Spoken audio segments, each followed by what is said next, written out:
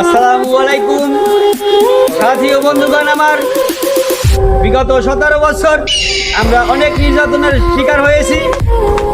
এবারে আমরা ছাত্রদল, আমাদের নেতা তারেক রহমান সে বলেছে আমরা ক্ষমতায় গেলে আমাদের দেশে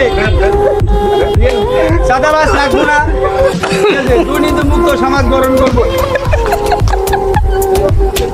আমরা ওয়াদা করতেছি, ঠিক আছে। আমরা ক্ষমতায় গেলে দেশের রাস্তাঘাট মেরামত করবো, ঠিক আছে।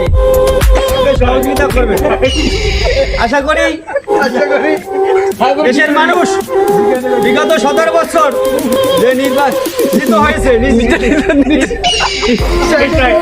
নির্যাতন হয়েছে, ঠিক আছে, এ থেকে আমরা বিচার চাই।